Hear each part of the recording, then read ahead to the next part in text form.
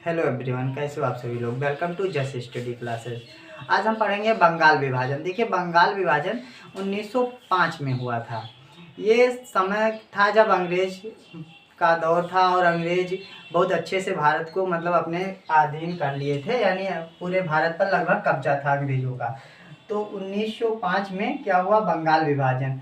उस समय का गवर्नर लॉर्ड कर्जन था। तो गवर्नर कौन हो जाएगा, लॉर्ड कर्जन।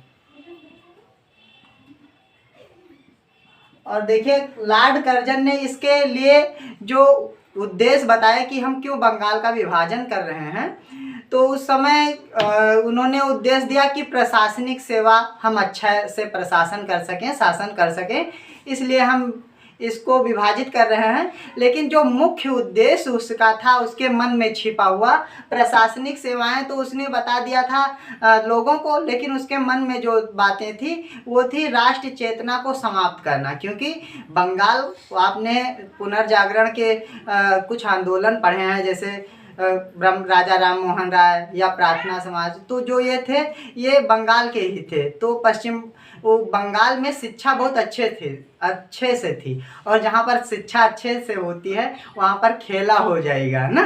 वो बंगाल की भाषा है एक, खेला हो जाएगी ना, तो वही खेला हो गया क्योंकि लोग समझ गए। तो इसका उद्देश्य क्या था, प्रशासनिक सेवा उसने बताया था।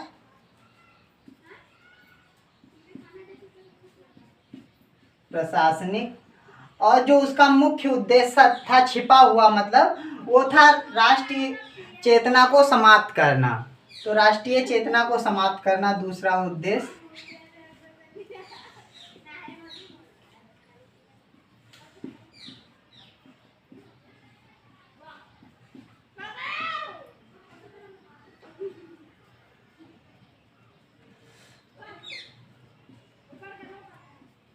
खत्म करना, राष्ट्रीय चेतना को खत्म करना। और उन लोगों की नीति क्या थी, फूट डालो और राज करो। तो इसके अंतर्गत इन्होंने क्या काम किया, पश्चिम बंगाल को दो भागों में विभाजित कर दिया। बंगाल को दो भागों में विभाजित कर दिया, एक पश्चिम बंगाल और एक पूर्वी बंगाल। थोड़ी देर के लिए हम मान लेते हैं ये है बंगाल, तो इनको इन्होंने दो भाग में विभाजित कर दिया।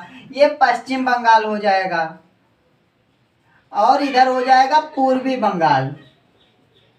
तो ये पश्चिमी बंगाल और पूर्वी बंगाल में विभाजित कर दिए। तो इसमें देखिए जो बहुलता थी, इधर पूर्वी बंगाल में मुस्लिम लोग ज़्यादा थे, और क्या हुआ, इधर जो पश्चिम बंगाल थे इधर हिंदू लोग ज़्यादा थे। यच मतलब हिंदू और यम मुस्लिम मतलब लिख देते हैं।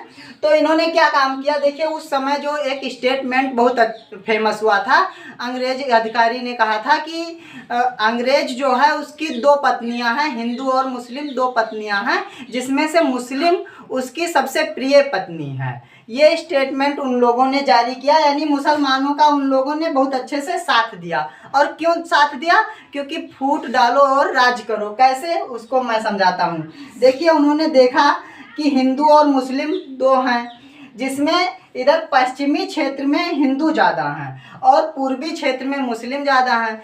अगर हम हिंदू या मुस्लिम एक का साथ देंगे, एक से पिटवाएंगे और दूसरे को कहेंगे, दूसरे से पिटवाने के बाद कहेंगे आइए हम आपके साथ हैं, अरे आपके साथ बहुत बुरा हो रहा है, वही काम।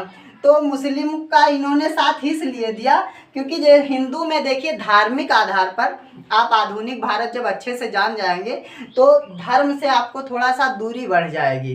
क्योंकि आधुनिक भारत में आपको जो है समझ में आ जाएगा कि धर्म के नाम पर लोग कैसे ब्लैकमेल करते थे। तो देखिए, हिंदू क्या होते हैं, तमाम देवी देवता होते हैं। तो अगर 10 हिंदू हैं और 10 से धर्म के बारे में बात करो तो 10 प्रकार के मत रखेंगे अपना, ये देवी देवता बहुत शक्तिशाली हैं, ये है वो है। लेकिन मुस्लिम जो हैं ये धर्म के नाम पर एकमात्र ईश्वर को मानते हैं, यानी ये जो होते हैं हम लोगों से धार्मिक आधार पर ज़्यादा शक्तिशाली सोच इनकी होती है, ज़्यादा एकजुट होते हैं। तो इस तरह से इन्होंने क्या कहा, यहाँ पूर्वी बंगाल में कहा तुम मर्जी जो करो, हिंदू के साथ मर्जी जो करो, हमसे मतलब नहीं, मतलब है आप बहुसंख्यक हैं। और यहाँ पर पश्चिम बंगाल में मुस्लिमों को अल्पसंख्यक घोषित कर दिया और कह दिया कि आपके साथ कोई अन्याय होगा तो हम खड़े हैं। आइए।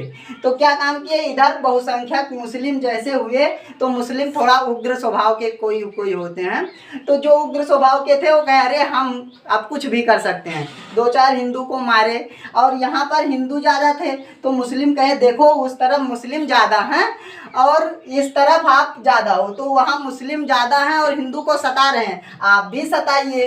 तो इस तरह से क्या हुआ, मुस्लिम जब मारे जाएं तो जाएं पहुँचे अंग्रेज के साथ, सर जी हमारे साथ बुरा हो रहा है।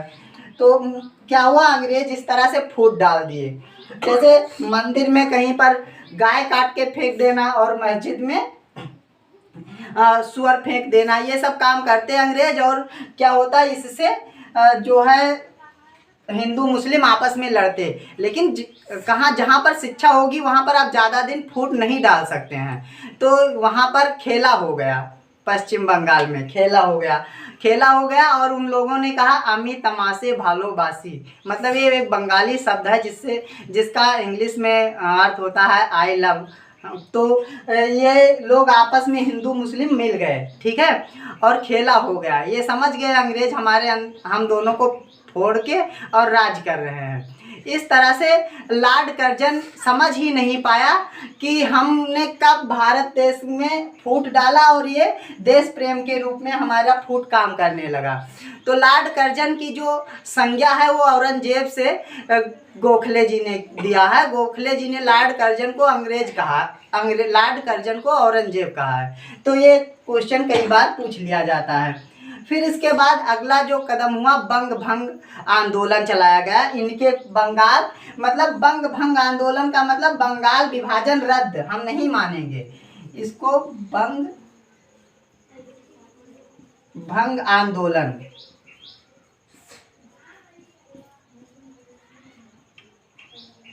देखिए इस आंदोलन में हुआ कि बंगाल का विभाजन जो हुआ है उसको भंग करो, उसको हम नहीं मानेंगे। इसमें सुरेंद्र नाथ जो बनर्जी थे वो, उनका नाम विशेष उल्लेखनीय है बंग भंग आंदोलन में। तो जो सुरेंद्र नाथ,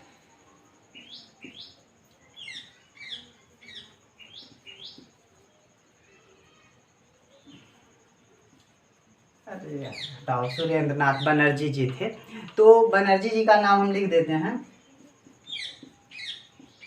सुरेश, इनका पूरा नाम सुरेश नाथ, साल लिख के जीरो रख देते हैं। सुरेंद्र नाथ बनर्जी जो थे वो, इनका नाम विशेष उल्लेखनीय है। तो सुरेंद्र नाथ बनर्जी ने इसका प्रस्ताव रखा कि बंगाल विभाजन को हम नहीं मानेंगे। इस तरह से ये बंग भंग आंदोलन इतना ज़्यादा फेमस हो गया था कि आप देखेंगे इसमें जो महिलाएं थी उन्होंने भाग लिया, और जो विदेशी चीज़ें थी सभी भारतीयों ने तिरस्कार कर दिया। जो नील की खेती यहाँ पर होती थी तो नील ले जाते थे अंग्रेज, वहाँ से लेके आते थे रंगीन वस्त्र, तो रंगीन वस्त्रों को उन लोगों ने त्याग दिया। क्या किया, जो खरीदने नहीं गए और उसके बाद जो खरीदे मतलब लेके रखे हुए थे उसको जला दिया इन लोगों ने। यहाँ तक महिलाओं ने विदेशी चूड़ियाँ पहनना भी बंद कर दिया। और देखिए अंग्रेज लोग होते हैं वो हरदम सेव किए रहते हैं, मतलब दाढ़ी वगैरह बना के रखते हैं, हम लोग रखे रहते हैं, भारतीय हैं, पुरानी परंपरा है रखने की। तो क्या हुआ, नाई वाई जो हुए उनका सेव करना बंद कर दिए और वो कहे अरे हम तो बाबा बन गए। उसके बाद क्या हुआ, जो धोबी होते थे वो धोबी कपड़ा धुलना बंद कर दिए, इस उनका मतलब त्याग कर दिए कि हम आपका कुछ काम करेंगे नहीं। और वो बंगाल के जो दुकानें होती थी वहाँ पर लोग सामान खरीदने तक अंग्रेज के दुकान पर नहीं जा रहे थे। और अंग्रेज, चूँकि अंग्रेज जो थे उनको अंग्रेजी आती थी, वो ट्रांसलेटर रखे हुए थे, तो जब ये लोग वहाँ जाएं तो वो लोग कहें इनके यहाँ सामान मत खरीदना। तो जब अंग्रेज पूछे कि ये क्या कह रहे हैं, तो ट्रांसलेटर चूँकि हिंदुस्तानी होता था तो वो कह दे कि ये कह रहे हैं कि सामान खरीदो, तो कहें वाह शाबाश, वेरी गुड वेरी गुड, आप बहुत अच्छा काम कर रहे हैं। तो इस तरह से जो है बात हुई और उनका सामान तक खरीदना इन लोगों ने बंद कर दिया, जिससे लॉर्ड कर्जन को रियलाइज हुआ कि हमने कहीं ना कहीं गलत कर दिया था। स्वदेशी आंदोलनों पर इससे ये हुआ, स्वदेशी आंदोलन भी इसे इसको जानते हैं स्वदेशी।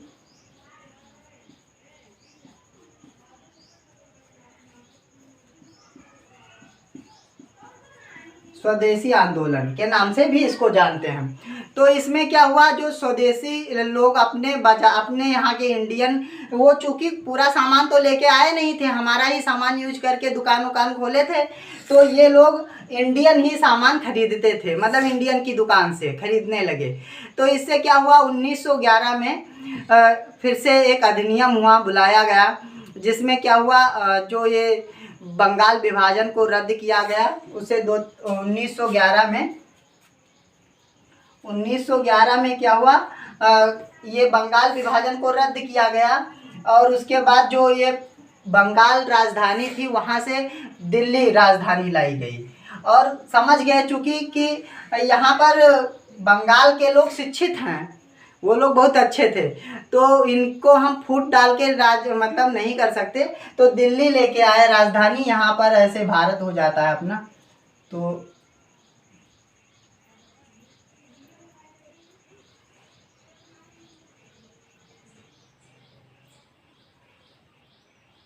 ऐसे यहाँ पर ले आए राजधानी, हरियाणा और दिल्ली के क्षेत्र में। तो यहाँ पर आप देखिए, हरियाणा भले डेवलपमेंट किया है, लेकिन वहाँ पर शिक्षा के क्षेत्र में इतना ज़्यादा हाईटेक नहीं हो पाया जैसे उत्तर प्रदेश और बिहार वगैरह के क्षेत्र में हुए।